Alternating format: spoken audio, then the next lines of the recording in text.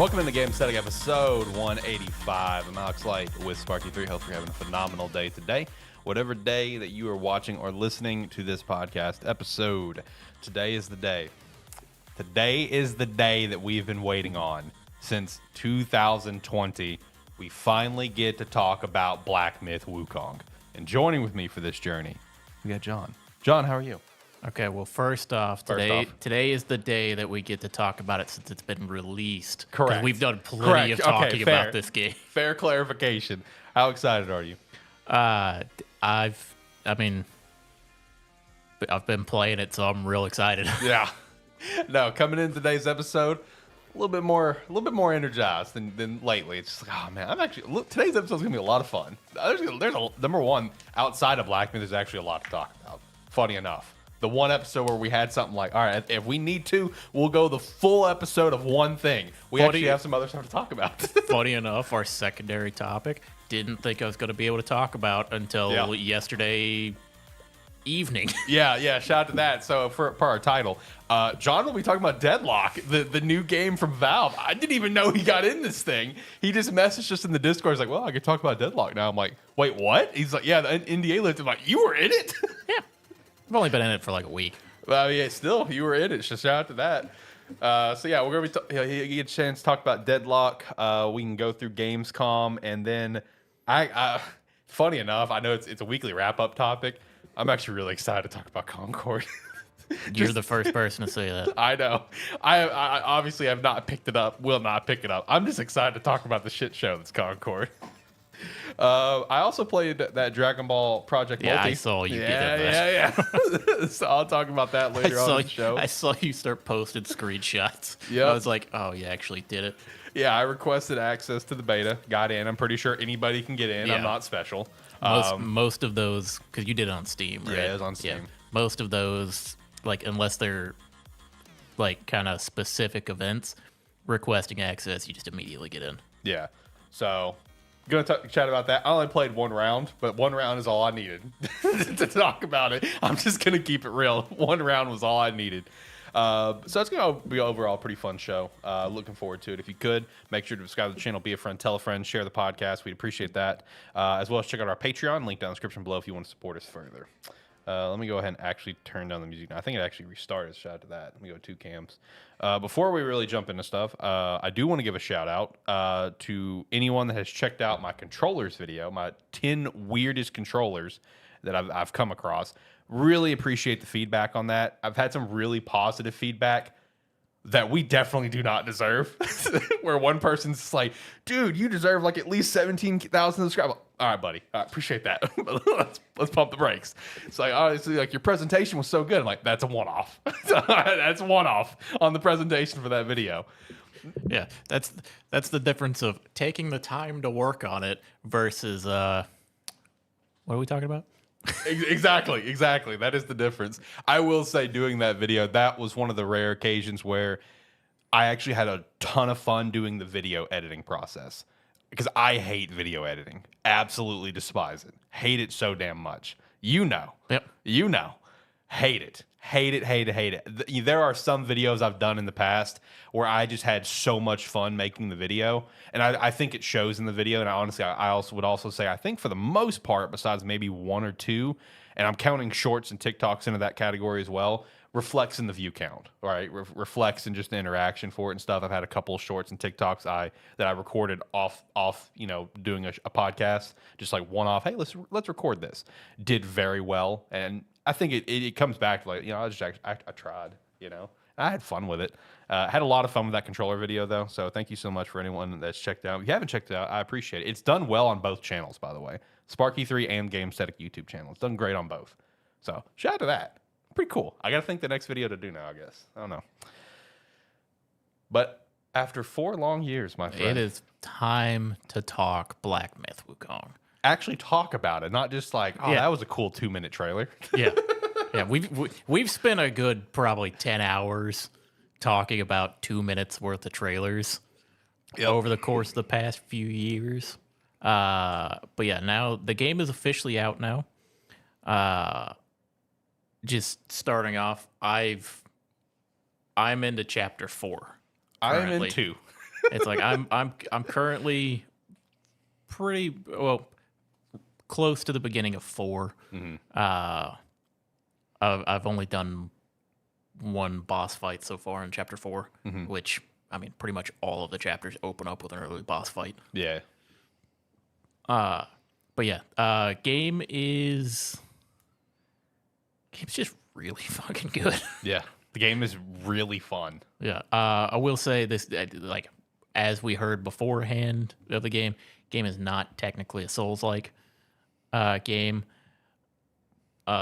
Sometimes the bosses feel like it. Oh, yeah. It's like the game. Oh, yeah. The game overall is not a Souls-like, but you can 100% see the inspiration. Oh, yeah. Oh, yeah. Look, I'll go ahead and address it here on the show, okay? I did get stuck on one boss for 3 hours. Like I said when I came over here, I'm trying to wrap my head around how that was the one that got you. If you're playing Black Myth Wukong, all right, and you're in Chapter 2, the Tiger Vanguard in the Pool of Blood kicked my ass for about 2 hours. 3 hours, sorry. That was brutal. I tried that at least probably 50 times. At least. Like, dude, wrecked my shit.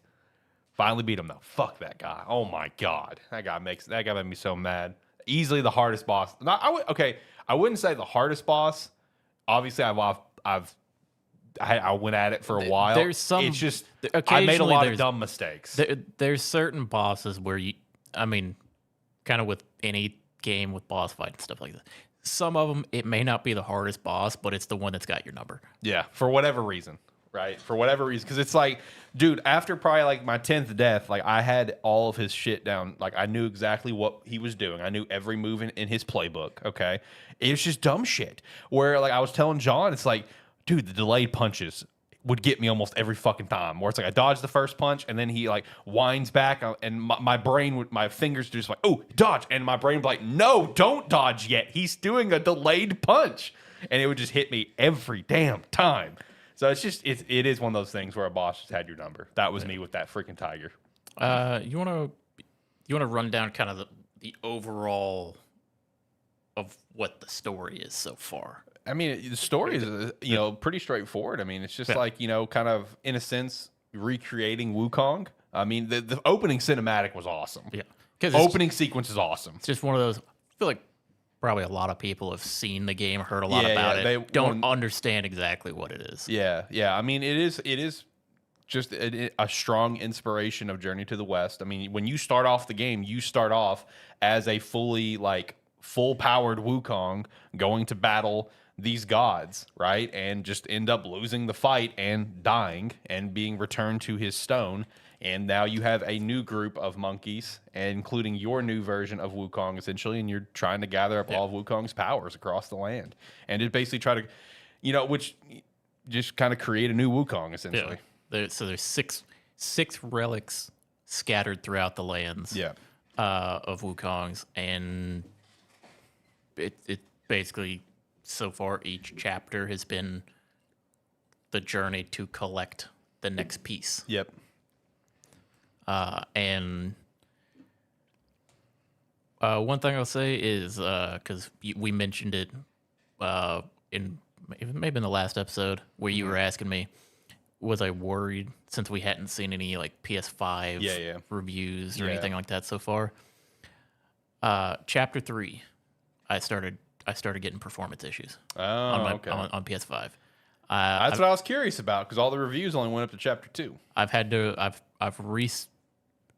I've completely closed out and reopened the game a couple times, and it kind of resets it. It definitely got to a point where I was like, you'd be like in the menu looking at like equipment and stuff, and it was like dragging, like transitioning between the different items. But resetting the game seems to kind of reset that. Okay. So it might just be a little memory leak. Yeah, and it may just something they can just get fixed with updates. So. Yeah, but it's one where chapter 3 was the first time that started happening, and it kind of persisted through the whole chapter, but it's probably also the most graphically demanding chapter. Okay. Because it's the snow area. Oh yeah. So you fought the dragon. Oh yeah. Oh, like I said earlier, it's like chapter 3's probably been overall my least favorite zone zone that I've been in. It's had the best boss fight so far. Oh man, did you get to do the staff thing that we saw in the trailer? I haven't been using the stance, like swapping stances too much. Okay, see, I haven't swapped stances too much either. I'm brute forcing the first stance. Okay, see, in everything. The second stance is the one that I use the most.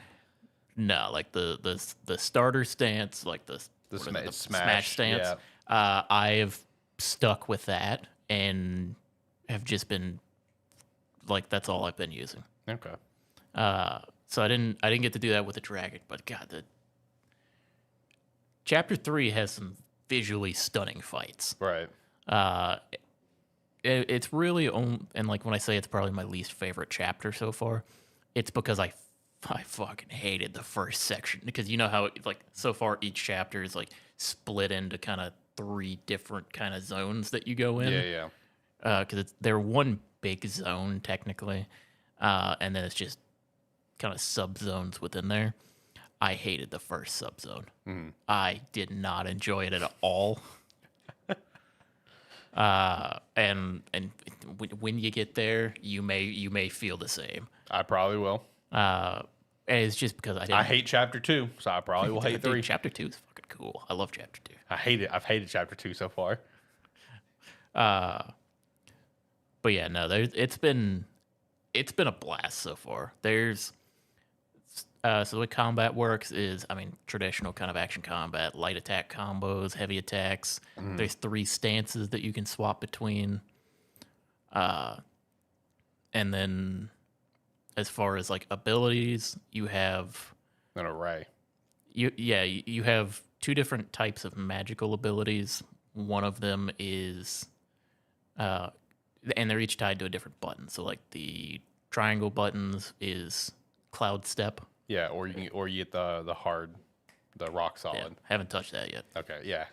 So you do get to swap the abilities. Let's make that clear. But yeah, it's kind of like your utility power and then your crowd control utility power. Because then you have immobilize on square, which is pretty cool, and you get different spells as you play through the game. Then you have transformations. Transformations. I've got a few now. Okay. I'm still rocking the fire staff guy. I don't know. I don't know if you can get another one before I got my second one. I didn't get my second one until a decent ways into chapter 3. Okay. So I may have missed a boss somewhere. Did you fight like the gold dude in chapter 1?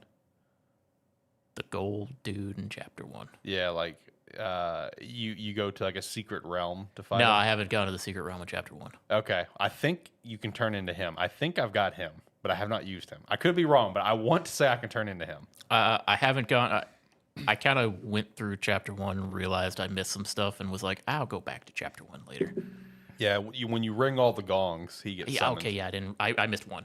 Is it the one with the serpent boss? No idea. It's probably the one with the serpent boss because it can easily be missed. When you beat the serpent boss, did you just go straight? Probably. Okay, yeah, you got to go left. You go left, and there's the final gong. Okay, yeah, because I probably missed that one because as I left when I finished chapter 1, I kind of had the realization, I didn't ring all the bells. Yeah. Oh, also, when it comes to transformations, you don't just have the one. You can do another transformation, but it's just like a one-off, like here's an attack, essentially. And that's like when you do the 2 triggers. Yeah. So like, I did use the poison dude in the tiger fight because I found out it was very helpful in that fight. But I'm still mostly using like the big stone baby-looking thing where he just does a head smash. Yeah, the vengeful white. Yeah. But the other transformation where he's talking about where he only got the one, that's your circle. That's your circle. So that's the difference between your circle transformation is actually it's your ability that's actually called a transformation. Yeah. And then you get other abilities where you fight essentially more powerful versions of normal enemies. Mm-hmm. And when you defeat them, you absorb their spirit, and then those are called your like your spirit ability. Yeah. where you can transform into them to do an attack or a series of attacks. Yep. I have a whole bunch of them. I've only got 3. What do you mean a whole bunch? I got like 25. What? I have 3. I have a shitload. I've got the stone baby thing. Yep. I've got the poison snake guy, and I got a bat.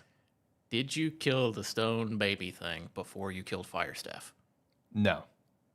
Was it easy with the Firestaff? Yes. I did not. I killed the baby first. Wow, that's impressive because he whooped my ass. I was very frustrated. He whooped my ass. No, I've got 25 or 30 spirits. Jesus Christ, what have I done wrong? I don't know. I've done a lot of running around and kind of exploring. Or I try to do a lot. I'm still missing a ton. But yeah, the spirits are pretty fun. The main thing with the spirits is each different one that you can swap them out whenever you want to. Each different spirit that you equipped gives you a different passive effect. Mm-hmm. So I've been swapping between them. Like right now, I'm back to using the guy with that summons the poison snakes. Yeah. Because poison is very prevalent in the area that I'm in. Oh, okay. Oh, yeah. Yeah. So and that guy gives poison resistance as a passive effect. So I'm using that. I might swap them around. I haven't been using them too much, mainly because some of them I don't like the animations for like how the attacks in that work. Like they haven't been the ones I've wanted to use. There's a couple that I really like using. But I've mostly been swapping between them for the passive effects for the last little bit that I've been playing. It's also smart to kind of rebuild your character. I found out, as you're going along. Haven't done that once. See, I did that for the tiger. So what I'm referring to is like, as you go through the game and level up, you get all these sparks, and you can initiate the sparks and just kind of level up your character in different ways, whether it's your stances, transformations, general health and stamina, whatever.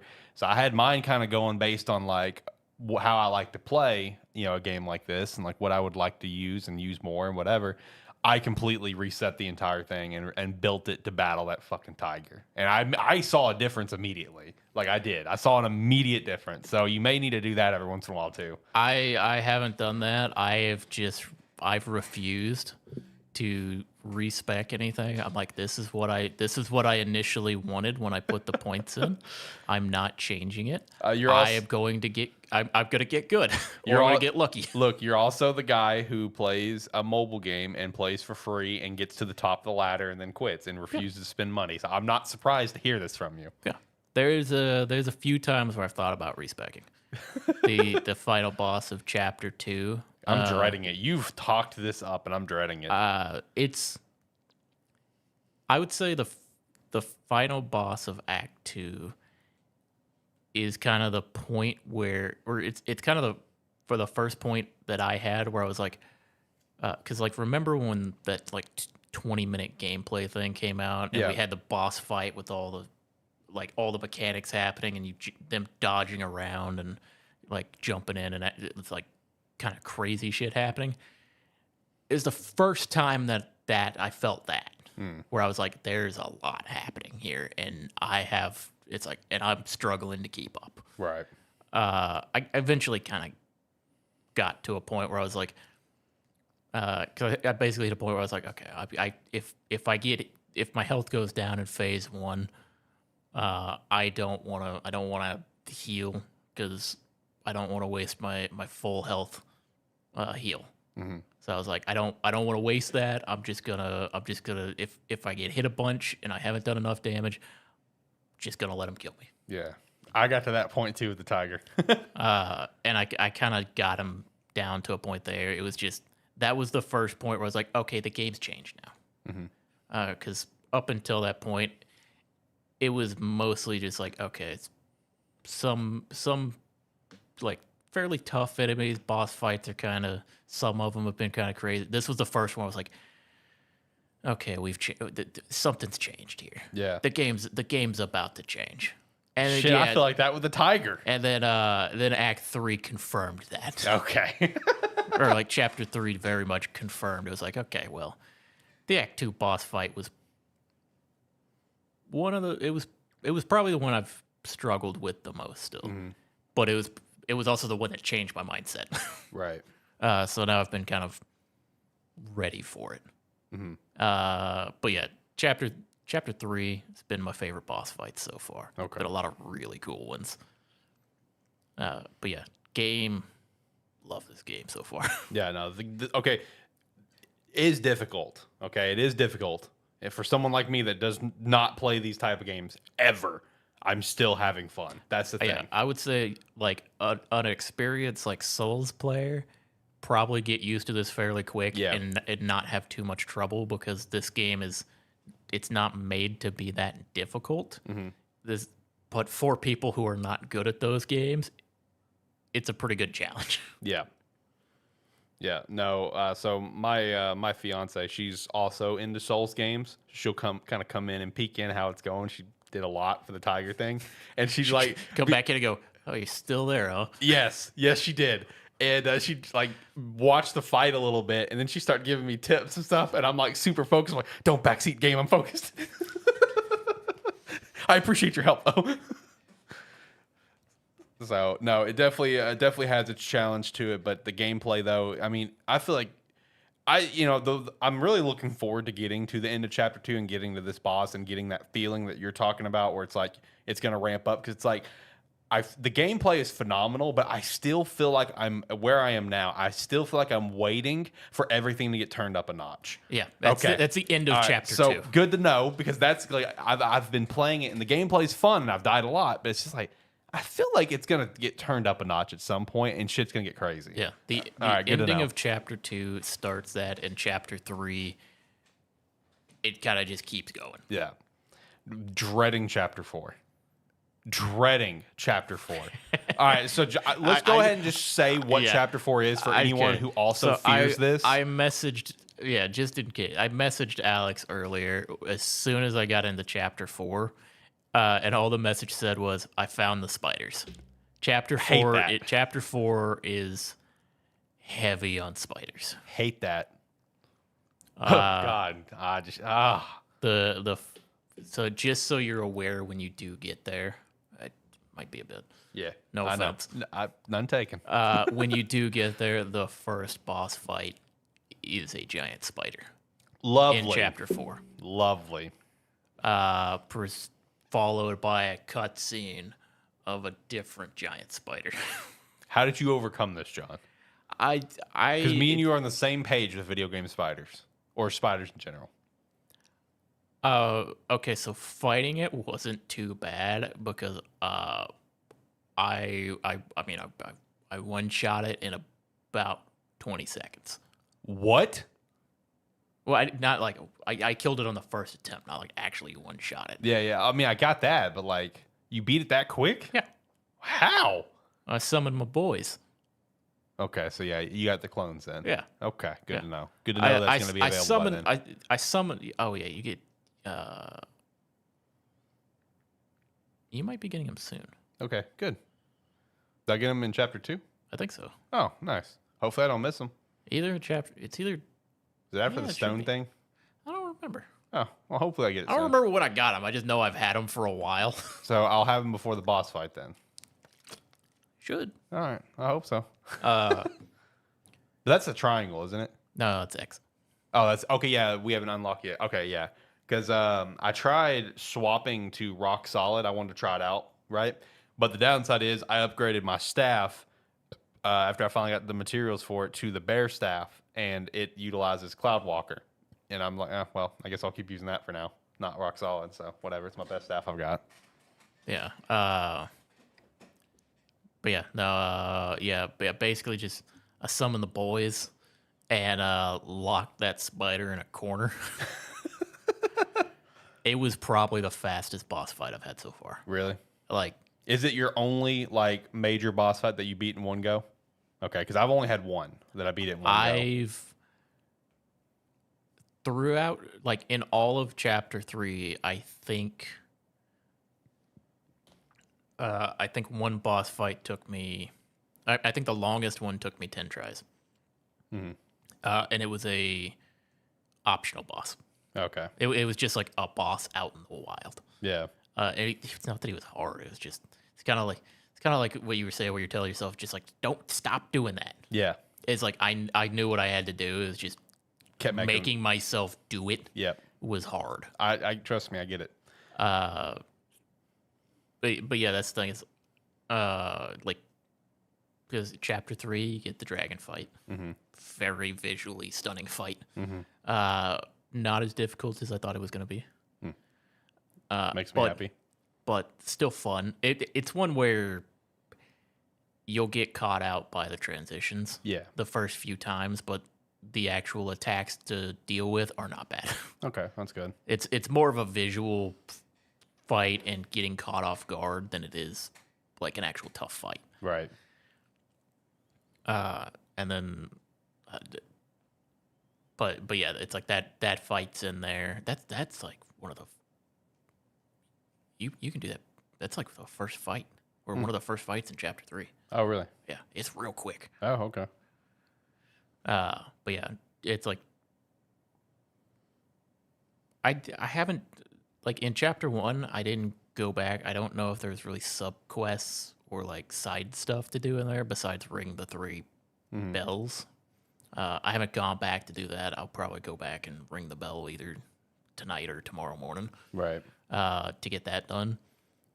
But chapter 2, I'm still missing. Apparently I've missed. I didn't get all the meditation spots. I got to explore a little bit more somewhere in there.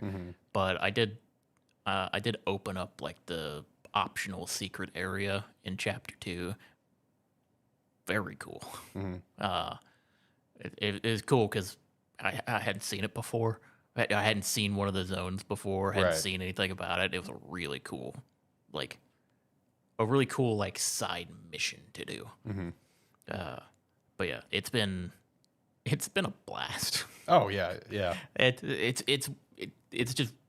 It's weird that we waited so long for the game to come out, and now it's just we were hoping it was going to be really good, and it is, and it just is. Yeah, no, it's just a solid game, and it's also being reflected with how it's being like reviewed and talked about. I mean, have you seen its Steam numbers, dude? Second most all time for a current peak. When I looked the other day, it was like 2.5 million. Around peak. It was like 2.4, 2.5 around there. Somewhere around 2.5 million like peak players. Yep.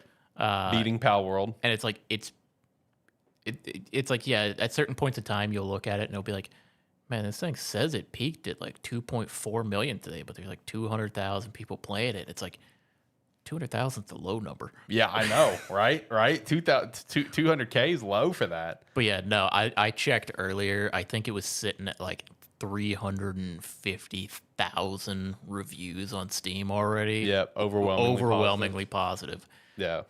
Yeah, I can't really say enough good about the game right now. Like I said, did want to highlight, if anybody is playing on PS5 and haven't got to chapter 3 yet, you will start to actually experience some performance issues.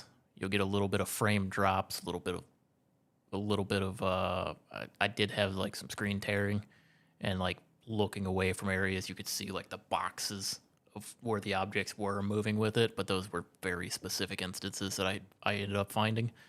But yeah, so PS5 does have some performance issues currently, just in case people haven't gotten to them yet. Right. Now let me ask you this, besides like any performance stuff, is there anything you don't like about the game so far? Because like the only thing that I could personally take maybe against it, but it's not really a big deal because of what the game is, it's like, I mean, story-wise, the game's fine. It's just not very narratively powerful, which I don't think it needs to be because the big focus is just having amazing fun combat and going through these trials. So it's like I wouldn't necessarily call that a big negative, but it's like if you told me you got to pick something, that's probably what I would say. But that's just, that's just my kind of personal. Is there anything that you've done or kind of come across where it's like, I'm not the biggest fan of that? I would like some context for the weird cutscenes we get after the chapters. Okay, I think that's fair. I think that goes into what I'm saying about narrative, the kind like of narrative stuff. Wish the narrative was a little bit better. Yeah, I don't fully understand. Like when I finish a chapter, I'm like, okay, let's see what weird shit we got now. Yeah, basically. Because it transitions to like some weird. It's like a completely different art style, like little cutscene. Yeah. That I wasn't ready for the first time it happened. Mm-hmm. Didn't understand it the second time it happened, and after chapter 3, I was like, all right, let's get in this. I'm starting to really enjoy them now. Right. They are something really nice to look forward to after some getting your boss teeth fights. kicked in. Yeah, chapter 3 wasn't necessarily about getting my teeth kicked in. It was the final boss. Okay, a section of the final boss fight was about getting my teeth kicked in. Mm-hmm. I kind of surprised I beat it as quick as I did. I think I beat one section of it in like 3 or 4 tries, and I'm pretty sure I just got lucky. Because it's like I went into it complaining about it and then beat it, and I was like, I don't know how that. I do not understand how I beat that. Right. But the chapter 3 like official like final part of the boss fight, it's just tedious. Right. I didn't enjoy the mechanic in the fight. Right. Because I don't know if I was probably missing something, because I'm pretty sure I should have been able to do something or something else during it. I didn't know how to deal with it, so it just took a long time. Right. But got it done. But yeah, I will say interesting. One of the things that's like interesting and kind of changes the way you can look at the game is like the options for playstyle. Mm-hmm. Because yeah, I mean, at the end of the day, it's a pretty action combat system, fairly straightforward attack combos and stuff that you can go through. The different stances and the different spirits that you choose to use with it, though, even the different spells that you use change the way that you kind of approach some fights. Yep, 100%. I had to adjust mine properly for the dang tiger, so 100%. Because like I don't even use immobilize anymore. Mm-hmm. I have a different spell for that I use love now. immobilize. Oh, I did too. I didn't think I was gonna stop using it, and then I got introduced to another spell, and I was like, well, they gave it to me, so I guess I'll try it out. And then I just never changed back. Okay. And then like I said, for like transformations, I've got two more transformations now. Okay. Talk about one thing I don't like about the game. There's one specific enemy in chapter 3 that I do not like. The normal, like the wandering around the map, you can just encounter him, little shitter. Oh, you're right. Yeah.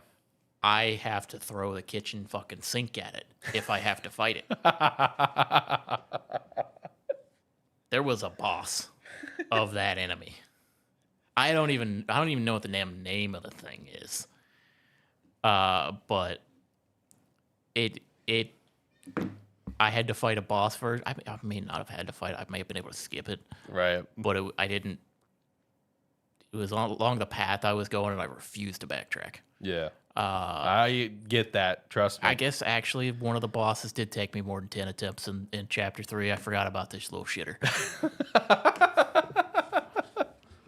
I ended up getting a transformation from him. By the time I beat him, it was a very mapped out fight. Like by the time I actually beat him, I was not taking that much damage and like had most of my healing left. Right. Just because I had to fight him so many times, I got fucking used to it.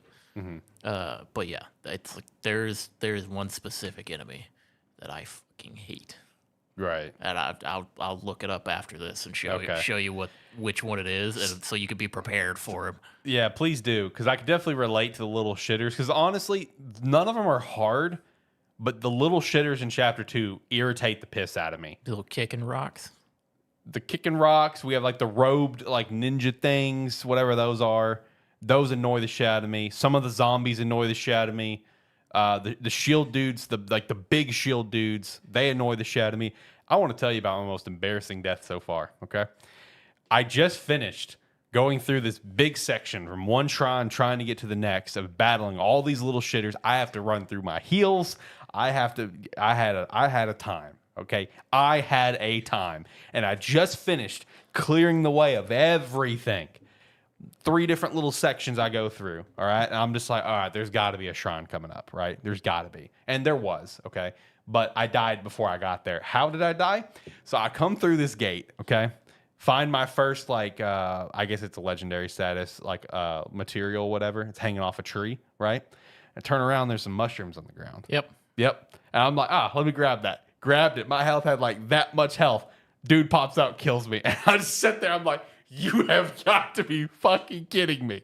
I just died there. After that, I just cloud walked and ran through that whole thing. I was not doing all that again. I said, fuck it. I don't care. We're going. I'm getting to this damn shrine, and I'm staying away from that fucking mushroom. Do you want to hear some fun fact about Chapter 3? Yes. There's a section you can fall to your death. Well, that's great. How many times did you fall to your death, John? About 15. That sounds about, that's on brand for John. Okay, so it's a little walkway. It's a little walkway that has an archer that's shooting at you. Fun fact, if you dodge too far in one direction, you just roll off the platform that you're on. Love that. If you get hit, you fall off. I will say, I did this like 15 times. I was starting to get mad. And I remembered at that point, because this had been like a 4-hour play session where I had finished chapter 2, I was playing into chapter 3. Right. I forgot Cloud Step was a thing. Oh, no. And then my most embarrassing death happened. Oh, here we go. Since I hadn't been using Cloud Step, forgot when you use it. You really shoot off in a direction. Oh, yeah. And you shot right off, didn't you? I skipped right off the edge and fell to my death. That's so on brand for you, man.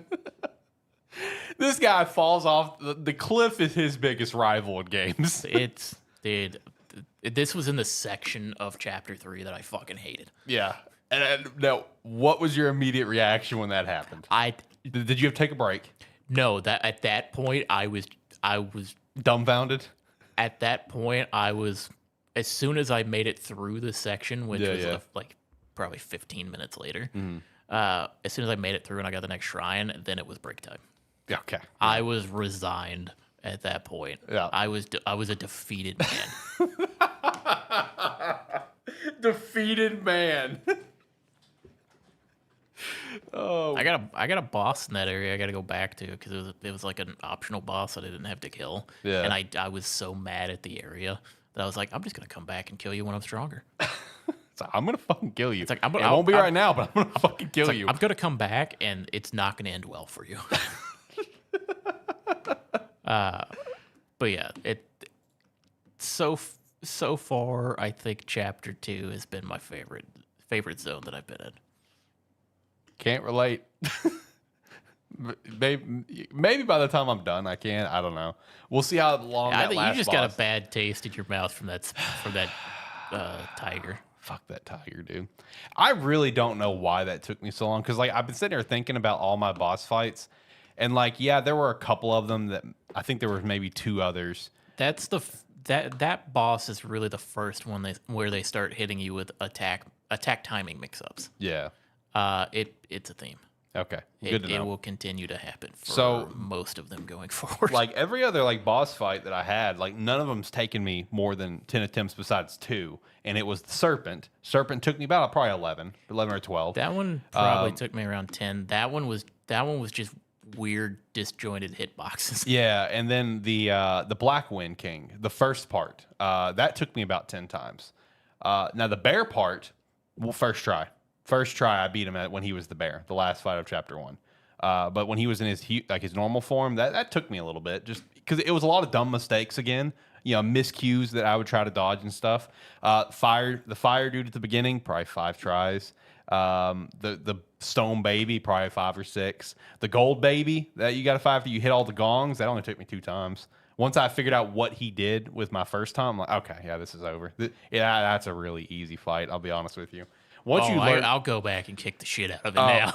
No, yeah, you'll be fine. I'll go back obviously. and I'll bring the boys with me. Yeah, you'll be fine. Oh, the boys are gonna help you big time in that fight then, because like he has one portion of the fight where he has a healing mechanic where he lifts up in the sky and starts summoning like the little zombies to come and praise him and they regenerate his health, aggressively regenerate his health. He won't make it that far. Yeah. He already, once I figured out what was happening, he didn't make it that far. Like maybe one would slip past me as I'm running around destroying them all. Oh, he won't make it to that phase. But it's about midway through the fight is when that happens. So it's a pretty easy fight. But no, that tiger though, dude, I don't know what it was. That tiger whooped my ass. I'm so glad to be done with it. Fuck that dude. God, I'm bad at this game. I am bad at this game, bro. But overall, top to bottom, though, it's everything that I wanted out of it. Like I said, if I had to pick one negative thing, I would say the narrative is not very strong, but it's fine. Especially for what I knew the game was getting into it, that I'm just here for an amazing action experience, right? Like I knew that's what I was getting into with this game. I knew I wasn't getting, a Red Dead Redemption 2 story or, a God of War 2018 story. I knew that. It's, the story of Wukong and, a take on Journey to the West, whatever. I understand. That would be my only negative, but I wouldn't call it necessarily a hard negative. But if I had to pick one, that would be it. Other than that, the game is phenomenal. And if it's not nominated for Game of the Year, this is bullshit. Bullshit year. 100% it should be. 100% should be. Yeah. I've been kind of kicking it around in my head of like, because as I've been playing and then when I take a break and sit down and think about it and that, I've been kicking around. I'm like, man, as kind of like a realistic, like, yeah, I'm absolutely loving the game. I've been talking about this game for 4 years, waiting on it to come out. Realistically, what do you think this game should rate? So being very real, I'm not going to sit here and say it's a 10 out of 10 or anything. I'd say like an 8.5. I think is pretty fair. I would say, like, from playing it, granted there's some performance issues that can be patched out and things like that. As an overall experience, I'd probably give it a 9. Yeah. It's like this is not a like masterpiece game. I would say like just gameplay and enjoyment factor wise, I would probably give it a 10. But as an overall experience, I would probably give it a 9. Yeah, like looking at what we had for our official ranking here. If you're listening to the audio, you can't see it. Basically, saying 8.5, we have 8 listed as very good, and 9 is amazing. So I'm kind of in between there. I'd actually, based on how we put our board here, I'm trying to keep it in the camera. I'd say yes, I'd go 9 as well. It is an amazing game. Yeah, it is an amazingly built game. It's just for anybody who may be listening and not paying attention to exactly what's happening on screen. When we reference a score out of 10, we have our own chart that we went through where we are rating it against. Yeah, need to make this bigger though. I don't know why I wrote this so small. You guys really shit on me for that. I'll fix it. Because in our opinion, a 10 out of 10 game must be a masterpiece. Correct. And 10 out of 10 should basically. It should be a masterpiece, and in most years, be the game of the year. Yep.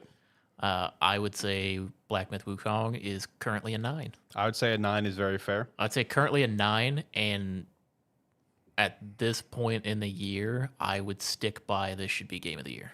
And I would also say I can understand people's take if they gave it an 8 as very good. I could understand that take. Yeah. I think it's a 9 amazing, but I can understand the 8 very good if someone gave it that rating. Yeah. Need to make this bigger, though. Can very much... Now having played the game, I can see I could see where some of people's frustrations with how the game is. Yeah. Because one thing this game does not do is tell you how to fucking do anything. Facts. It tells you to figure it out. It does not tell you how to do anything. There's a tutorial boss fight at the beginning, and the intro is cinematic. After that, the game tells you nothing, and it's like, whenever you unlock a new ability, it's like, here is how you use it. This is the one time we're going to tell you. Have fun. Trial and error. Go have fun. But other than that, the game is fun. It does not do it like it does not tell you if you have. It doesn't tell you like if you've talked to somebody. It doesn't tell you if you have a quest. It doesn't tell you if they wanted you to go do something for them.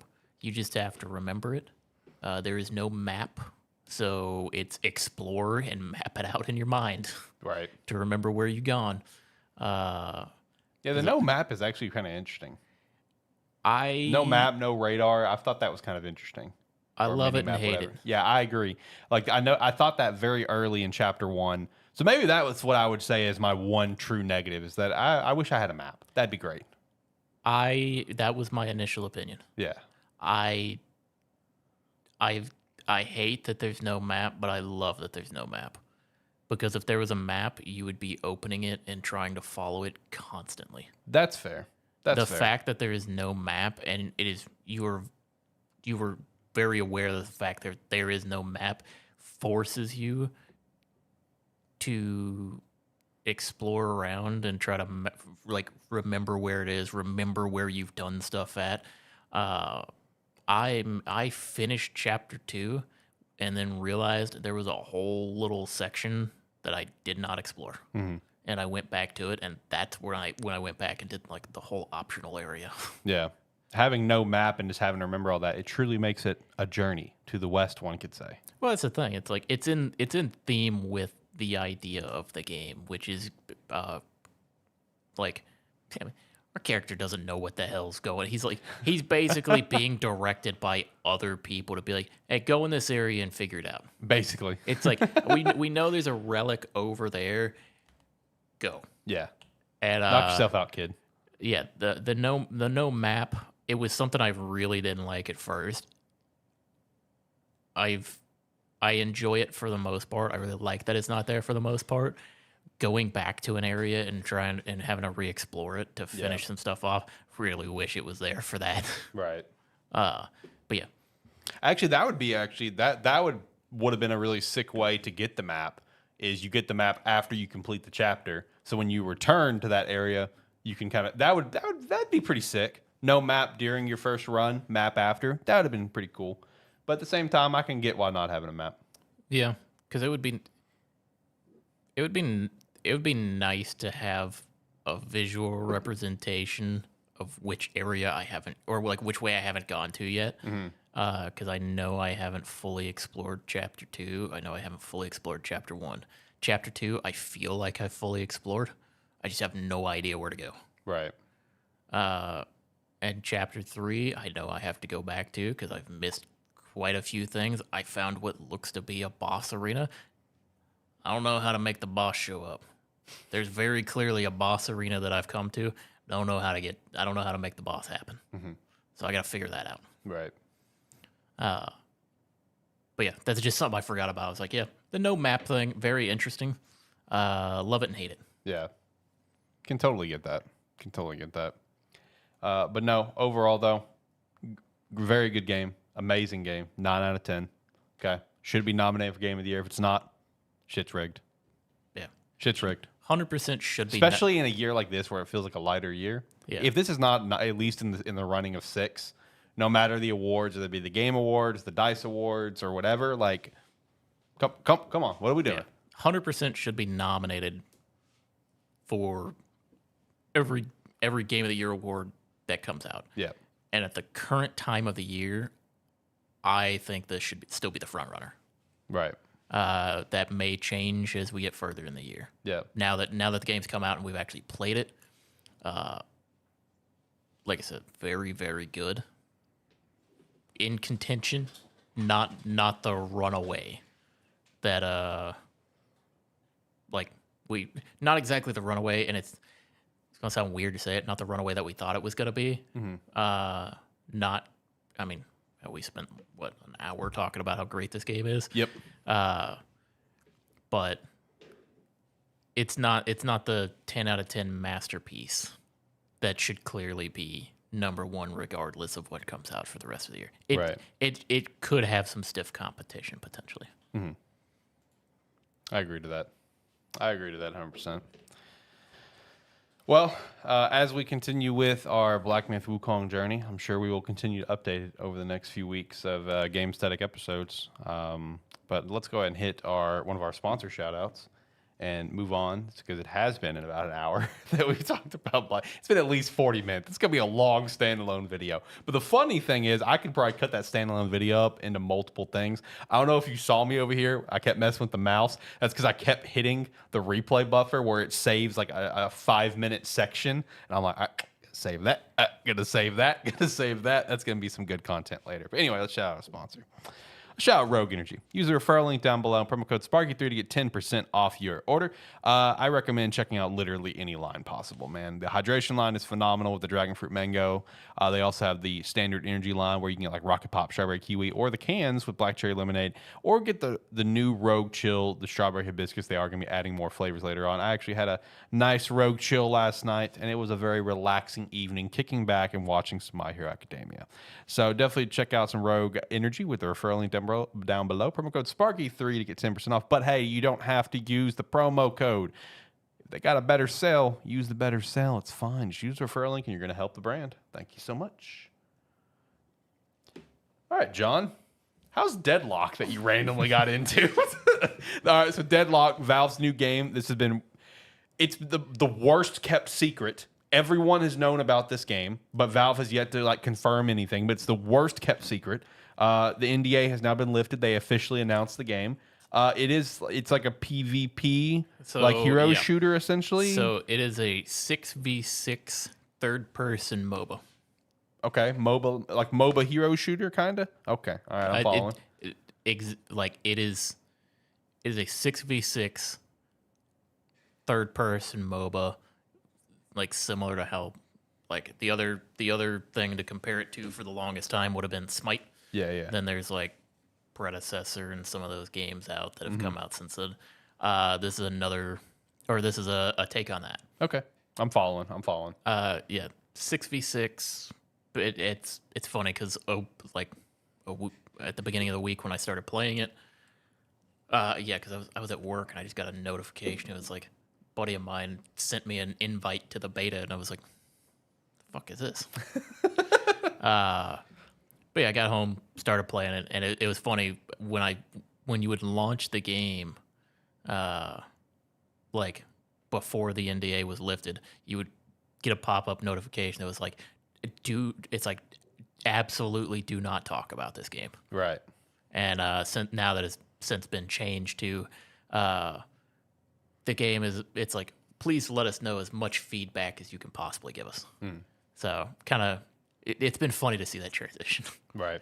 But yeah, 6v6 MOBA, pretty fun. It's one of these. There's a lot of stuff happening in the game. It still feels as polished as it does feel. It's still early. Lot of balancing stuff they're trying to figure out. Kind of just figured out how does the items work, how do characters work with some of these items, what feels busted, what feels kind of in line, things like that. Game's pretty fun. It's I've played it for 10, 12 hours, something like that. Was got split in time this past week playing it and Black Myth, because the thing is, for the beta, or for this beta that it's been, it's not always up and running. It's only running for certain times throughout the day. Okay, so you got to capitalize on it when it's up. Yeah. Got it. So I think today it came up at 2, and then it's gonna run till real early in the morning, 2 or something. So you get 12 hours to play it, and then during the week it opens up at 5, and then you can play it in the evening and into the night, and then it shuts off. So you can't play it throughout the day. Is kind of how it's been. So you can hop in, play it while it's up. Gives them time where it's like not everything's, especially with more people jumping on now, not overloading servers and things like that, and everything breaking. Games run fairly smooth. I've only had one disconnect so far in the multitude of games I've played. There's a decent selection of like heroes to play. I think there's I don't know exactly. It's like 20 or somewhere around 20. That's not bad. Haven't counted them exactly. That's not bad though for ballparking a number somewhere. For the current like size of the game, and I'd say plus or minus 5 to that. Right. Decent array of characters. You get more tanky. It's got its good decent variety of like tanky characters, assassins, long range harassers, and like ability pokers and stuff like that. The movement mechanics in the game are pretty interesting, because there's no sprint button. You run at your character's speed, and there's actually 5 lanes. So that you have a duo lane, and then all the other lanes are just there. And to actually move up and down the lanes, there's a railway above the lane that you jump up and attach onto. So you can jump up on that, ride back to base to heal and buy items, or ride it out and then ride it down the lane.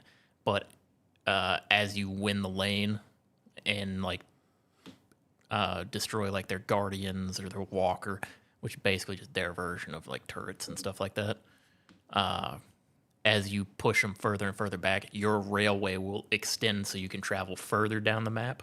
Or if that lane is lost and they've overtaken you, then they can ride it further down. So it's kind of like an ever-changing. As the lane is pushing in favor of you, you can travel further. But if it's pushing in favor of them, they travel further. There's like spots around the map where there's like extra little minions and stuff that you can kill for some extra souls, which there is a denying XP essentially. So when you last hit the minions, little souls fall out above their head. If you kill it, or someone on your team kills it, it'll be green. If you shoot it, you confirm the souls. If an enemy shoots it while it's floating away, they deny those bonus souls. So a lot of laning phase is trying to harass and deny and secure and stuff like that,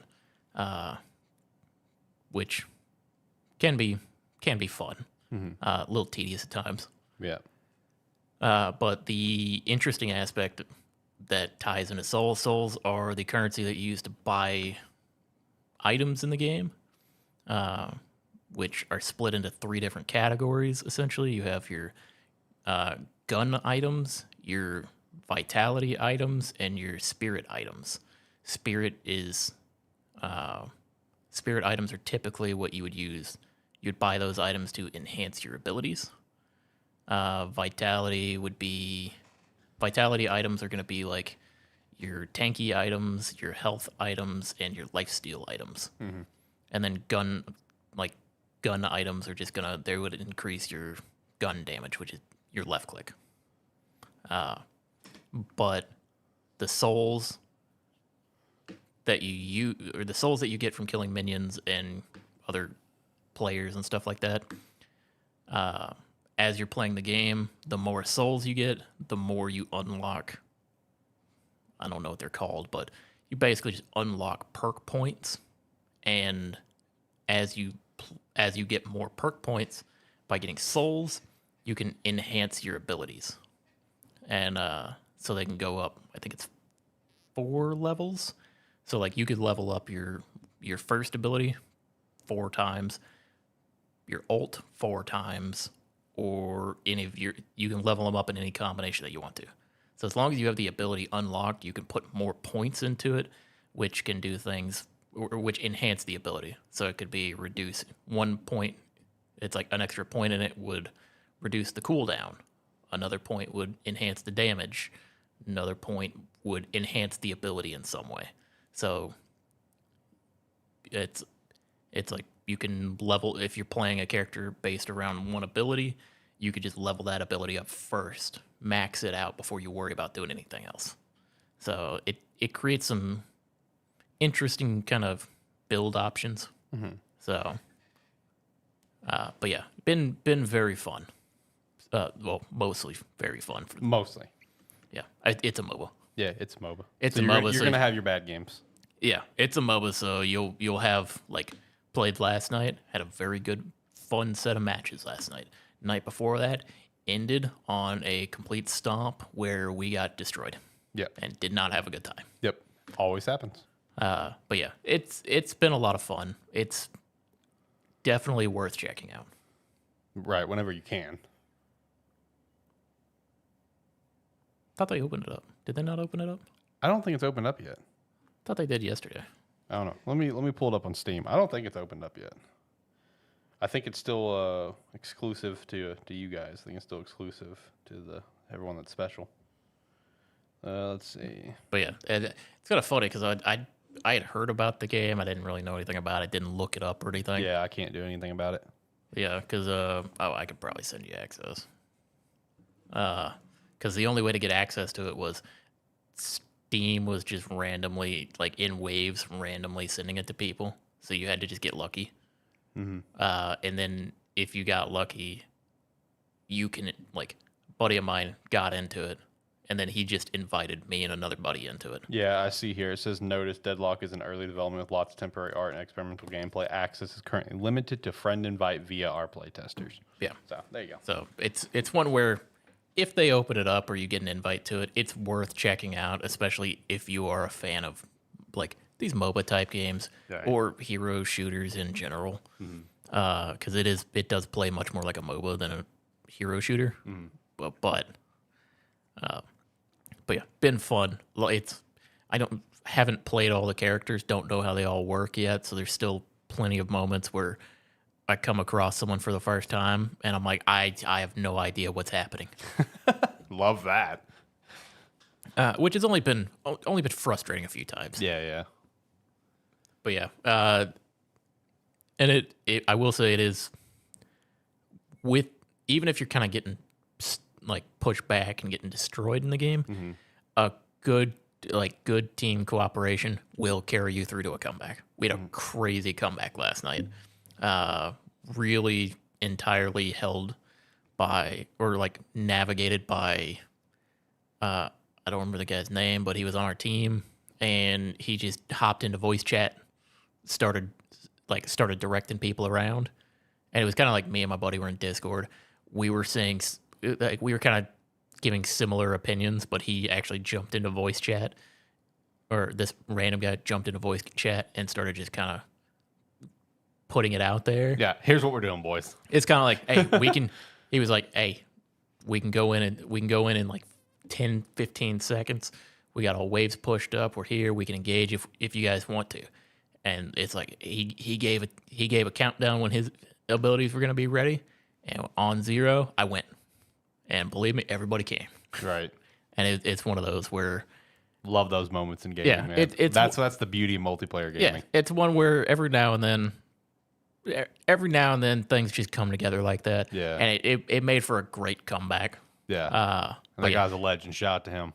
Game is fun by nature of it being a MOBA, and especially like a shooter MOBA. Mm-hmm. It's gonna be frustrating, right? Because you sometimes you're just gonna get point and clicked on by someone who's better at point and clicking than you are. Oh, so it's gonna happen to me a lot. Yeah. It's one where, like, you can nullify it, because like in that game in particular, I was getting point and clicked on a lot. Right. But I was playing a very tanky character. And by the end of the game, those people that were point and clicking on me, I was taking them all down at the same time. Mm-hmm. Just by virtue of them no longer being able to do that to me. Yeah. Yeah, it takes that build up, right? Yeah. So. And it's like by the time we got there, like, made for one of the better games of like Deadlock that I've played so far. Right. But yeah, it's very early on still, but looks good. Is it going to be a game that I'm going to play a lot of? Probably not. Yeah, you just checked it out. It's like I've checked it out. I'm going to keep playing it occasionally. It's like I'll probably go home. I might play some tonight. I might play some tomorrow. But it's one where it'll be a game that I hop into occasionally to play and have some fun with. Not one that I'm going to just because I don't enjoy playing. I've said this before when we were talking about genres of games and stuff. Shooters I enjoy less as time goes on. Right. But occasionally still really enjoy these, especially because it's like, I mean, buddies that I'm playing with, we've been buddies since the League days. So it's like we played a lot of League together. Now we're back playing a different type of MOBA. So it's just funny. It's fun how things come full circle like that. But yeah, it's definitely fun. Don't know. I highly recommend checking it out because for as early of an estate it is very good.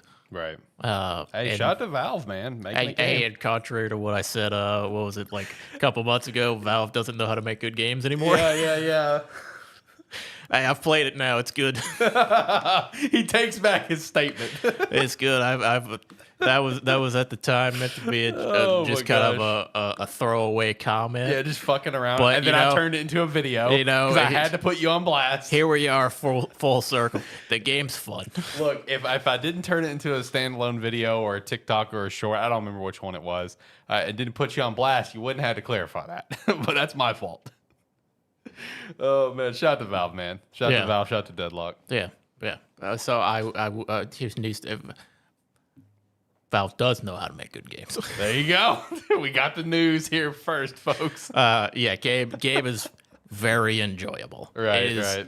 It is one where I could see a lot of people playing this game a lot. Yeah, it's gonna pop off. I mean, dude.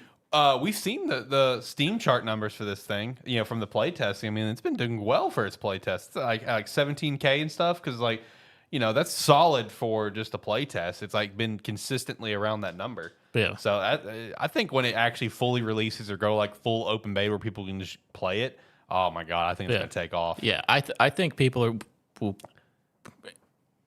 play it. I don't know that.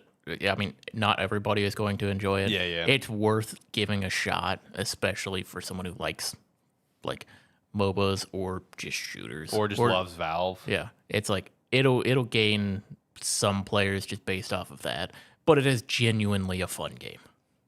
Right. Speaking of shooters and not being the biggest fan of them, depending on the shooter, whatever you said, are you gonna try Black Ops 6 open beta with me next Friday? Next Friday is when it comes out. Is it available on everything? Yeah, it's going to be just on Game Pass. Game Pass subscription lapsed. I might do it. Okay. Well, if you want to check it out, if you want to check it out, let me know. There's a decent chance I play this Call of Duty anyway. John's like, this is gonna be the one that grabs me, unfortunately. I'm on like a 5-year cycle with these things. Yeah. So I'm like, look, I'm on that cycle now. Look, I'm interested because all the maps are Modern Warfare 2 maps. That's cool. So I'm interested. But yeah, but I think I saw it earlier on Twitter because I think it was announced at Gamescom, which we'll get to here in a couple minutes. The open beta starts next Friday the 30th, and it's just gonna be on Game Pass and shit. So. Shout out to that. I'm gonna check it out. I'll probably check it out. I mean, why not? Yeah. I might as well because, like I said, I'm on that cycle where I'm interested in GOTY. Yeah, just it happens. Speaking of MOBAs, though, did try that Dragon Ball Project Multi, Dragon Ball Z Project Multi, Dragon Ball Project Multi. Whatever. I just want to wait. Let me before you get too far into it. Are you pulling up my screenshots? I just want to read what it said. Oh, where did you put that? That was GS. Was that in general? Yeah, that was our Gamesthetic general. You sent a screenshot of the, I assume just the menu, and then you sent a screenshot of the loading of the result screen, and you said, "Oh yeah, It's a mobile MOBA, all right. I won MVP in my first game. I didn't die the entire game. I got 14 kills as Krillin, by the way. Fuck everyone else. The Kriller is in the house, baby. That was one where I saw the first message. I saw the second one pop in, and I'm like, I didn't even look at what you said or like what the picture was. I just saw it's a mobile MOBA, all right. And I was like, oh, man. Oh, yeah, man. It's a mobile MOBA. Look, if I can go in there and immediately dominate, it's a mobile MOBA. All right. I'm calling it as it is. I'm not a great MOBA player. I know the general mechanics, and I have certain skills and stuff, but I am not like you throw me in League, I'm gonna get stomped. I'm gonna get stomped with the big dogs. It's gonna fall into your rotation. No, no. I played it because I was curious. I wanted to try it. I tried it this morning. I mean, it was fine in terms of the layout. So like a couple other mobile MOBAs I've played that I have enjoyed is like Arena of Valor and the Marvel one that has never released in the United States and unfortunately never will. They've already confirmed that. Missed opportunity. Had to download that thing through TapTap. Really enjoyed those, right? Those have the feel of a traditional MOBA, right? 3 lanes, looks like a League map. You know what I mean? It's just a League map with other characters. Meanwhile, this thing looked ridiculous from the trailer. So this one is more in line with like Pokemon Unite would be. Small map, 2 lanes, very over the top graphically with how it looks. It looks goofy. It's like it's more like Pokemon Unite than anything. Not hard, obviously. I won MVP my first game with Krillin. Not hard at all. Was completely just demolishing other characters. Unfortunately, I had to battle my wife the entire game. I beat the fuck out of 18 all game. Sorry about it. But look, once it comes out on your phone, it'll be a fine game to download and kill some time every once in a while. Okay? When this actually comes out to the Play Store or whatever, will it then go into your rotation? No, I'll 100% download it. Let me make this clear. I will never make this part of my rotation on my computer. Yeah, but no, as a phone. Yes, as a kill, because I still have Arena of Valor on my phone to this day. And once on a blue moon, I'll randomly get on, have to update the game. Takes me 10 damn minutes because I haven't played it in a year. And then I was like, all right, let's go tear up some shit with my boy Valheim real quick. Tear up a game with Valheim, 30 kills, no deaths, have a great time. All right, bet. Had my fun. I'm off the game for a year. Like, that's essentially my MOBA rotation there, right?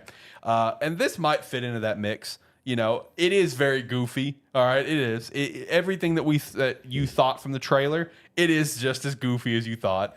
Like it is very Pokemon Unite feeling though. Like you have like your first couple step points with like a God of Destruction or whatever guarding the step points. You can get healed up there and stuff. You have all there's no pushing minions. There's just like Frieza soldiers that will randomly respawn the whole time. They'll just stand there, and if you get near them, be like, "Hey, fuck you," and start trying to kill you. They'll have like the minions will have like their area of attack that you can just like, well, I'm just gonna walk around that and hit you from behind, no big deal. And you just push through, get through each of the God Destruction. Xeno will pop up, or Zeno, however you want to pronounce it. He'll pop up with his little mallet, and he'll go beat the shit out of his God of Destruction. Like, hey, let these people have their fun. And that's when your chance to destroy the God of Destruction to keep on getting to the final base, which is ultimately still their Dragon Ball. That's the whole lane push concept. There's also like a boss that can, that can appear in the middle, which is a great ape. And you can go capture that to help you with the entire lane push and everything. You do have transformations for obviously characters that have them. So like for Goku, because you go through the tutorial as him. Your standard left click is just punches. Then this kind of caught me off guard. Glad I started talking about his abilities because I wanted to ask you this. I've played a handful of MOBAs, not anything like you. Correct me if I'm wrong. Are MOBAs usually like the abilities like QWER? Is that always like the universal standard? It depends on the type of MOBA that it is. Okay, because this one was like your entire movement along the map was WSAD. Yeah. And then all the abilities were something else, and it just threw me off. It threw me for a loop. Yeah, no. Didn't expect that. Deadlock it's WSAD movement. Abilities are 1, 2, 3, 4. Okay, yeah. So for this one, for MOBAs where you you do all of the movement with the mouse. Yeah. QWER is the standard. Right. If you move with WASD, it's usually numpad. Nope, not this time. Or not the numbers at the top. Not this time, Bubba. Or like QE or stuff. Or yeah, QE or things around there. So this one is WSAD movement, and then your abilities are your standard, like just key blast, punch, or whatever, is left click. You have an ability that's right click. You have another ability that's shift right click and shift left click, and then space is your ultimate. So that's the current layout. That might be a carryover of mobile games. I would guess so. That transition to like PC ports. Yeah, because they're trying to incorporate usually what you're doing with a touchscreen. Right. So that has thrown me off. That threw me off a couple times in the one match of play, but it's all good. We still came out on top, didn't die. Shout out to that MVP. But yeah, I mean, like Goku, you have your standard key blast. You do have your little Chode Kamehameha wave that you fire out. You can do Kaioken. You can also do like a down punch, whatever that he does, and you can transform Super Saiyan and just increase the ability of everything you do. So your Chode Kamehameha is a little bit bigger. Just stuff like that. Not obviously every character has a power up. So like Krillin, in his case, he doesn't get like some random made up power up or his unlocked potential from Guru. Nothing like that. He just flat out doesn't have it. It is broken up as like your damage, your technical, your tank characters. Whenever you're queuing up, you can kind of queue up how you want to play between those three, or you want to be or you don't mind to be a flex role. Low roster amount at this point. There's only like maybe 8 characters. Let's see, Goku, Vegeta, Future Trunks, Sword Trunks specifically, Dragon Ball Z Sword Trunks specifically. Have to really clarify that, huh? Kid Gohan randomly, Krillin, Cell, Zamasu, and Majin Buu, and then 18. So maybe like 9 characters. I think is all that's in there right now. I mean, it was enjoyable for what it was. Will never make it part of like my Steam rotation of MOBAs. Like, I want to turn that on. But once it comes to phone, yeah, I may check it out. Yeah. But, I say that, but the thing is, I'm actually immensely excited for the Jump Assemble MOBA. I'm like, so when that comes out, like Project Multi's out the window. I don't give a shit about it. I want to play Jump Assemble. Jump Assemble looks fun because I just like how we're not just focusing on the big dogs. I like how there's like Undead Unluck in Jump Assemble. That's really cool. So once that comes out, that's going to take that spot. But I mean, if Project Multi comes to mobile like this, mobile phones like this year, I might play it. Goes Krillin and tear shit up real quick.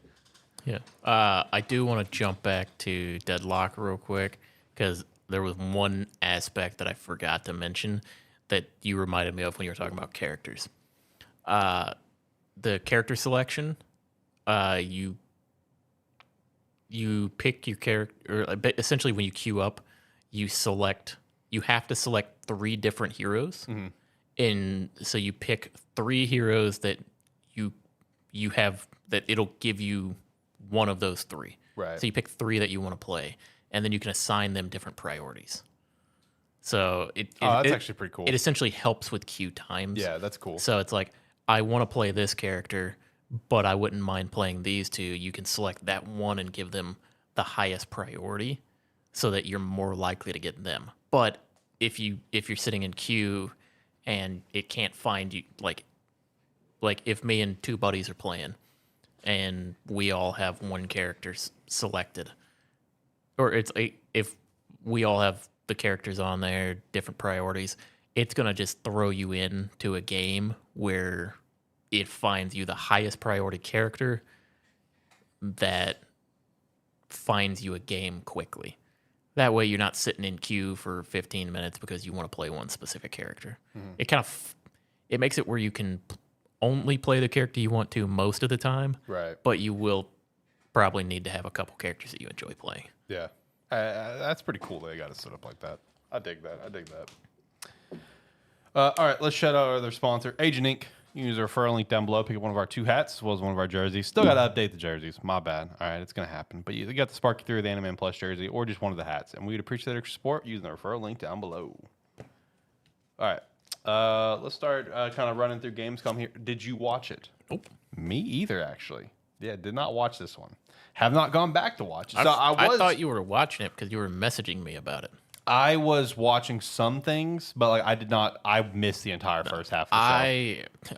I had a super busy like beginning of the week before I was off. Yeah, so I was planning to tune in at 1 o'clock, and because I was planning to, like, so I had a day trip. I had like a 2.5 hour, 3 hour day trip for one of my stores, and I was planning to leave around 1 and watch it on the way home, but did not end up leaving until about 1:40, 1:50, and I was also just on the phone while driving, so I had it up while I was on the phone the entire time.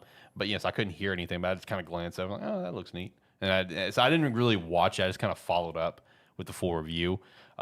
Looks like it was a fine show. It had some interesting announcements, a lot of follow-up stuff. So the only like highlights that I pulled, and if there's something else, please shout it out that I did not list as a highlight. So Borderlands 4 got announced. I feel like that's also not a great kept secret. I knew that was going to happen. It is coming out next year. Shout out to that. Indiana Jones finally got a release date with 12/9, and it will in fact release on the PS5 in spring 2025. So a limited window. Good thing. Yeah, like we said last week. Good thing they're doing that. Yeah, that needs it. Did get the Marvel Rivals release date, baby. 12/6, and all heroes will be unlocked and free at launch, as well as in future updates. All will be free. So that's gonna be monetized as shit in other regards.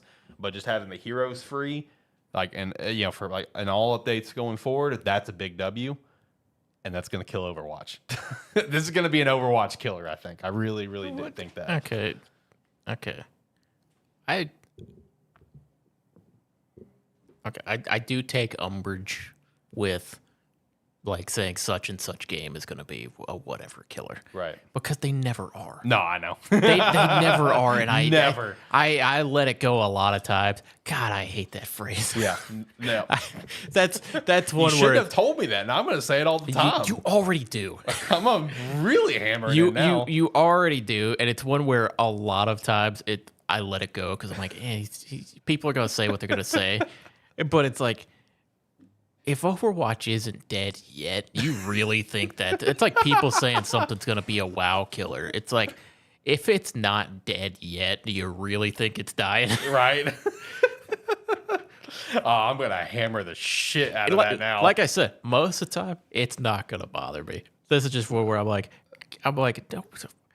It's mainly because I'm sitting here. I'm like, I couldn't give a shit about this game. I'm excited as hell. I know. Man. I'm trying not to rain on your parade. No. This is one of those where I'm like, listen. Me saying it's an Overwatch killer, that's obviously me just exaggerating excitement. Because you're right. If Overwatch is not dead now, it's not going to die. Oh, I know. It is going to take a huge chunk of players from Overwatch, for the first few months, and then we could potentially see a return. It kind of stabilize and stuff. But either way, like it's going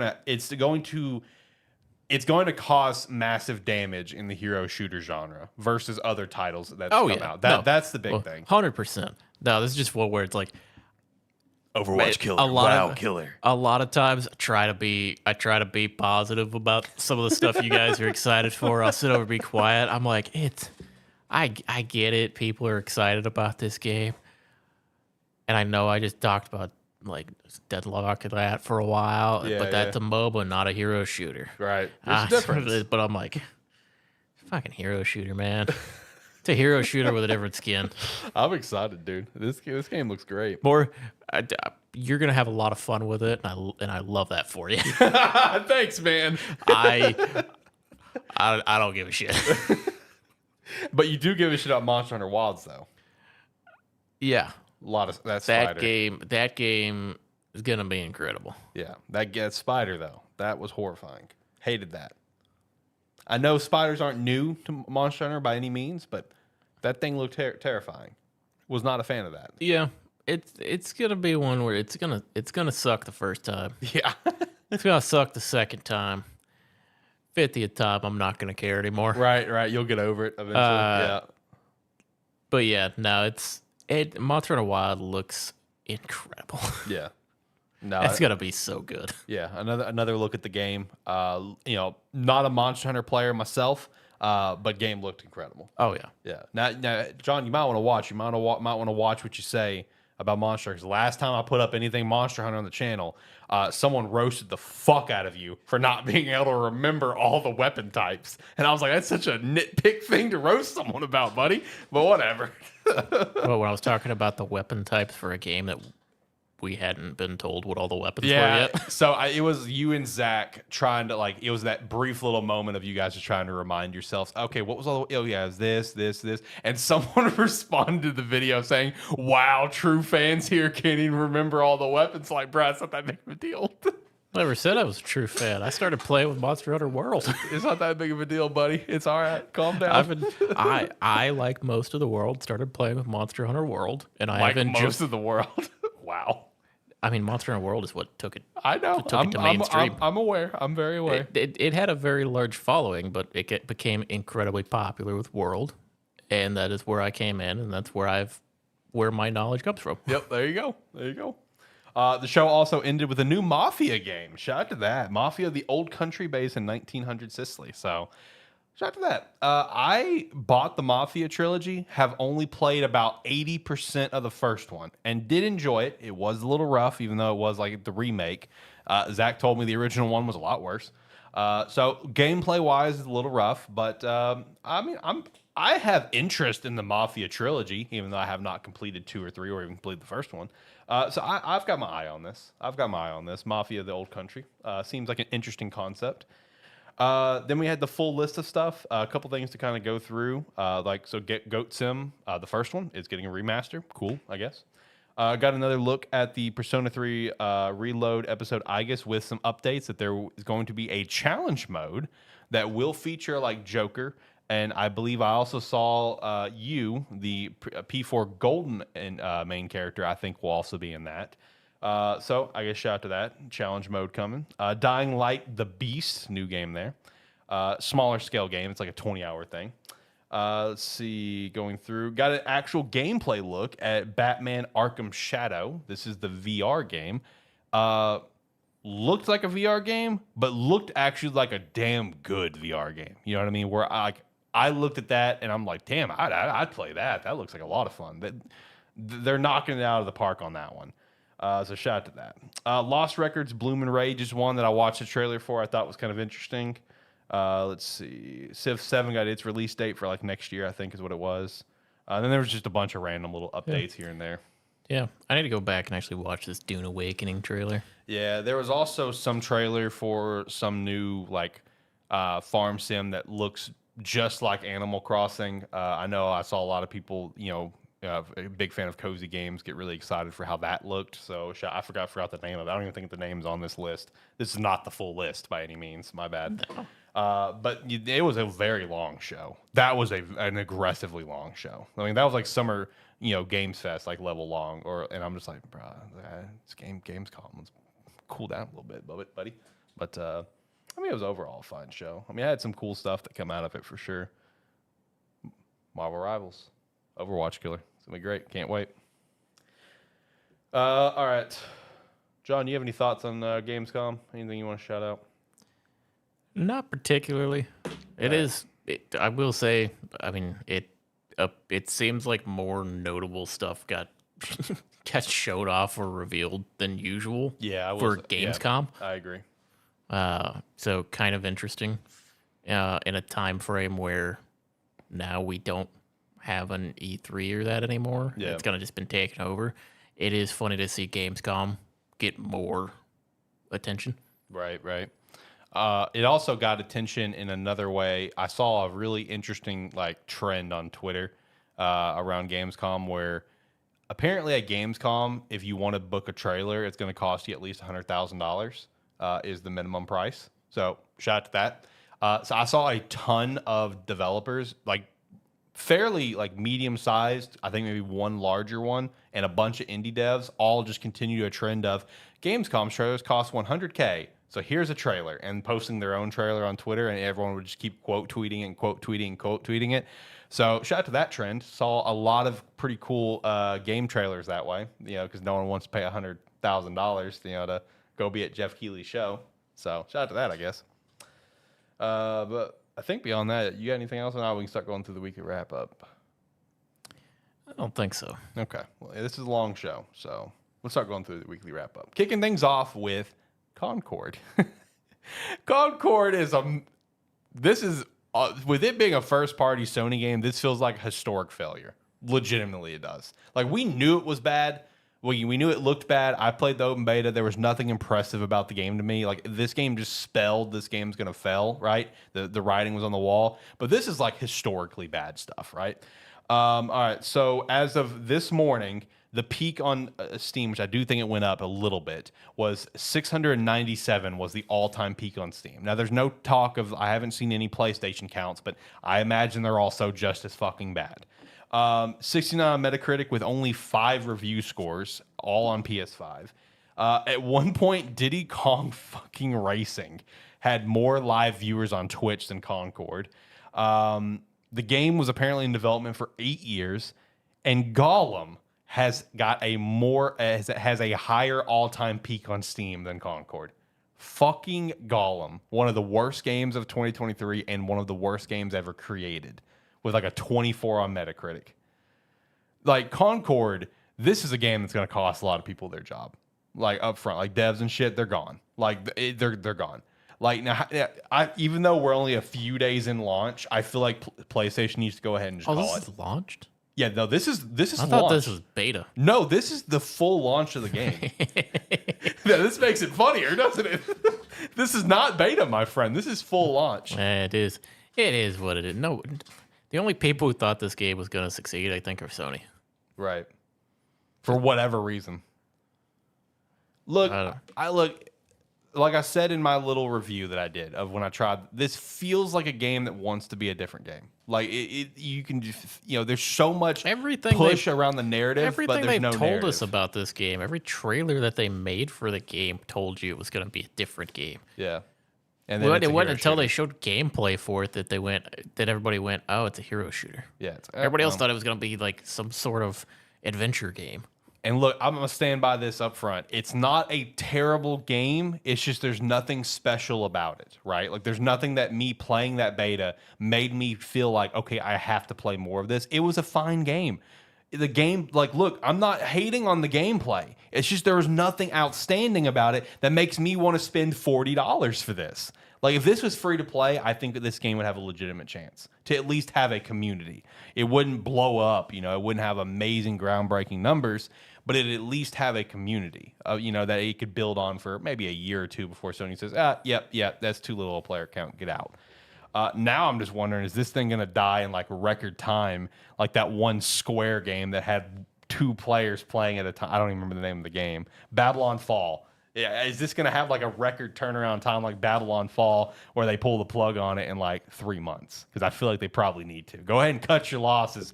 You're clearly not going to go anywhere with what you got. I mean, before they say cut their losses, they got to at least attempt a free-to-play model. They have to. They have to. They have to, because otherwise nobody's going to want to play it. Right. What, like you said,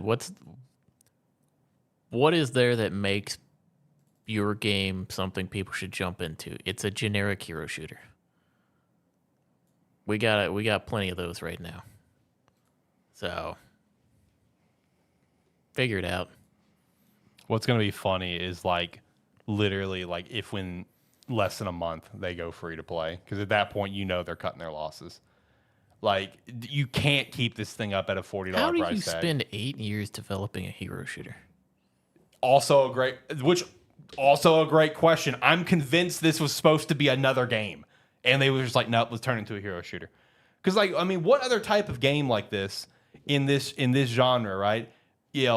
Lays it up with this huge, like, cinematic, almost story experience, or where you start the open beta and it has like a 5-minute, 6-minute cutscene meeting the characters, or delivering in the news, like, oh yeah, at the main menu you're gonna see videos of characters all the time. Like, you don't see any of that shit. It's either straightforward, hey, it's a hero shooter, go and play the game, or you do like what Overwatch does, and you have like these cool animated YouTube videos talk, about a character, but none of that's in the game, right? Because it's a hero shooter. Just go play the game. I'm convinced this was supposed to be a different game, and Sony's like, no, we want a multiplayer game. Yeah, make this a hero shooter. But the problem is that distinction would have been made long ago at this point. Yeah. So why are they still advertising it that way? Doesn't. Nothing makes sense with it, and I mean, 8 years. You could have released this game 2 years ago in a semi-polished state when people were like, because people probably would have been excited for it 2 years ago. Yeah. Or they would have been at least willing to give it a try 2 years ago. Yeah. It didn't matter if the game wasn't great. Doesn't matter because the game is apparently pretty good. Okay. It's decent at least. Yeah, it's at least decent. It's at least decent. I haven't played it, so I'm yeah. speaking with conjecture here. Right. So it's at least decent, and people don't care. Mm-hmm. A couple years ago, you could have released a game that was okay, and people would have at least jumped in a little bit. Right. Got to go free to play. Got to go free to play. Should have been free to play from the start. Agreed. You got to go free to play. Shout out to Tyler popping in chat, dropping his random things that he says, because he does this, where he randomly just said cantaloupe turtle pancakes. I agree, man. Good job. Also, good job fixing your Switch. This man took apart his Switch and fixed his game card slot. So shout out to that, man. You're learning. Proud of you. Go digital. Go digital.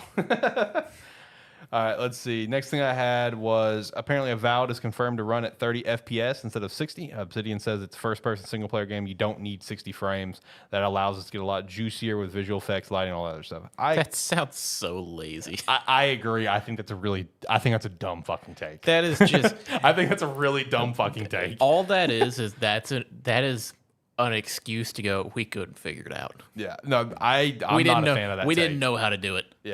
Yeah, I am not a fan of that take at all. That also further kind of tells me I can understand why things got delayed.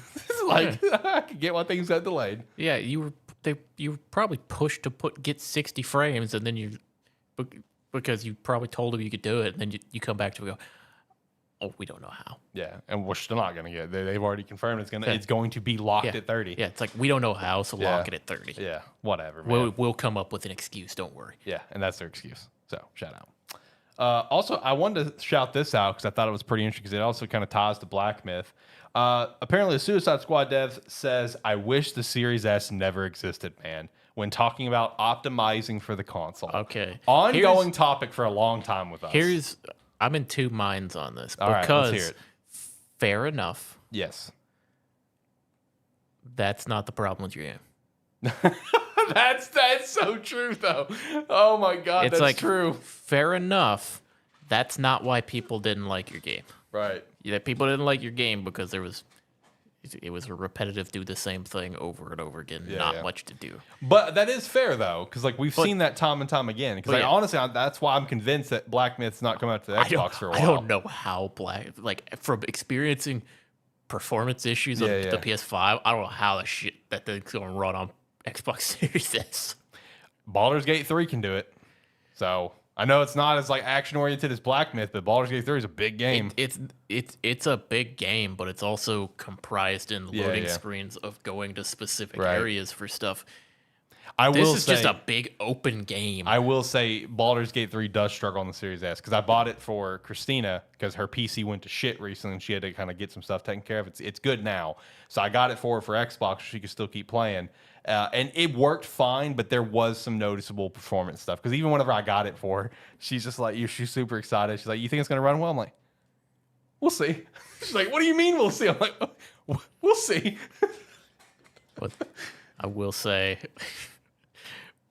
Black Myth, there is in Chapter 3, there is an overhead shot of, I'm not going to say specifically what, but there is an overhead shot with a lot of water and snow and traveling across water. Mm-hmm. It's rough. Oh, okay. It's a bit rough. Looking forward to seeing that on the Xbox Series S then. I don't know how. That was after I had been having some performance stuff, and I was like that started playing. I went, should probably restart my game. Right. So, no, I was going to ask your opinion on something real quick about this. Like, do you feel like with the Series S and like kind of just devs talking about optimizing and stuff, like going into whatever next generation Xbox has got, do you think they're just going to completely go away with that mindset of a cheaper, less powerful console and just like, hey, if you want all digital, that's fine, but it's going to be the same power? Because I mean, look, I feel like they're already starting to show that with the new Xboxes that's coming. We have an all digital Xbox Series X that's cheaper, barely, but it's still cheaper. They need to get away from it. I agree. They need to have. I feel like there's always problems. They need to have a physical version and a digital version with a price difference. Yes. Of hopefully at least like $50, which is what they did with the Series X. It's like a $50 minimum price difference is what I would expect from that because it's a disk drive. It's not that expensive. Right. But it's one where they need to as much as the Series S is a great idea for the consumer. Oh God, it's been bad. I feel so bad for the developers now. Yeah. After seeing some of these games come out and like the news coming out, it's like we're not coming to Xbox, or we can't come to Xbox yet because we have to optimize for the Series S. It's like I love my Series S. Yeah. But I don't use it for. I'm not a primary console gamer, right? And I don't play a lot of the games that come to Xbox on my Series S. Right.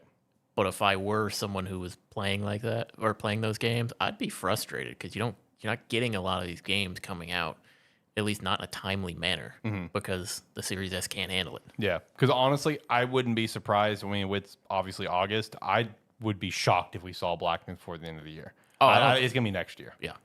Which, I mean, that sucks. Like, again, what you said is right. It's great for the consumer. But, like, I'm asking that question because, man, I'm thinking about, like, if there is going to be a handheld variant, I don't give a fuck if it's going to be expensive. Make it on the same sort of power level where there's not a huge gap. You know what I mean? Like, you can clearly make a strong handheld for, like, and make it a $500 price point, and I'll fucking buy it. Like, that's fine, right? I'm down for it. But like, don't make it a huge price gap, like where it's clearly a power gap, because that's going to just continue to give us more problems. Yeah, because it's going to be one of those things like, oh well, we have to optimize it so it can play on the handheld. That's also been a Switch problem. I'll put it more like this: regardless of how you do your consoles for the next generation Xbox, if you want to make a lower powered one, if you want to make a handheld something, that's perfectly fine, but you cannot be allowed to make the restriction that if it's going to come to Xbox, it has to fit on all of your consoles. I agree. If you're going to make a bunch of weird shit, make it where they have to design around your most powerful console, and then if you have a handheld, maybe they can stream it to there. If you have a lower powered one, just sell it as a Game Pass machine. Yeah. Don't expect people to design around your like consumer friendly version of a console. Yeah, I think that's fair.